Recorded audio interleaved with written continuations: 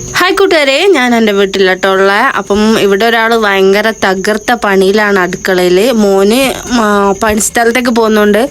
അരിപ്പൊടി പൊടിക്കുന്ന തിരക്കില്ല. ആ തിരക്കിൻ്റെ നടുവ് കൂടെ ഞാൻ പായസം വെക്കാൻ വേണ്ടി വന്നതാട്ടോ. അപ്പം ഇത് ഉപ്പ വാങ്ങിക്കൊണ്ടെന്ന് ഞാൻ സേമിയ അതെല്ലാം നമുക്ക് ഇങ്ങനെ നുറുക്കി വെക്കാം. അതിന് ശേഷം നമുക്ക് RKG നെയ്യ് എടുക്കാം കേട്ടോ. എനിക്ക് ഏറ്റവും ഫേവറേറ്റ് നെയ്യാണ് RKG നെയ്യ്.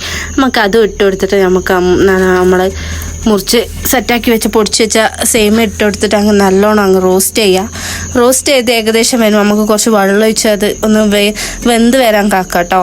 വെന്ത് വന്ന് അത് നല്ലോണം ഒന്ന് വെന്ത് വന്ന് മനസ്സിലാകുന്ന വരെ ഒന്ന് തിളച്ച് വരുന്നവരെ വെയിറ്റ് ചെയ്യാം.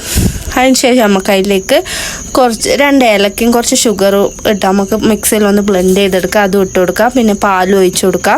ആ ഫ്ലേവർ അതിൽ പിന്നെ ആവശ്യത്തിനനുസരിച്ചുള്ള പഞ്ചസാര ഇട്ട് കൊടുക്കുക. അപ്പം നമ്മുടെ പായസം തിളച്ച് വരട്ടെ. ഷുഗറെല്ലാം ഇട്ട് കൊടുത്തിട്ട് നല്ലോണം ഒന്ന് തിളച്ച് സെറ്റായി വരട്ടെ. നമുക്ക് പിന്നെ ഒന്ന് പിടിക്കാതിരിക്കാൻ ഇത് ഒന്ന് ഇളക്കി കൊടുക്കുന്നുണ്ട്. പിന്നെ നമുക്കൊരു പാനോ സോസോ എന്തെങ്കിലും വെച്ചിട്ട് കുറച്ച് നെയ്യും കൂടി ഒഴിച്ച് നമ്മളെ കശുവണ്ടി മുന്തിരി ഒന്ന് ലൈറ്റായിട്ട് അതിൽ വറുത്തെടുത്തിട്ട് ആ നെയ്യും കൂടി അതിലേക്ക് അങ്ങ് ഒഴിച്ച് കൊടുക്കുക.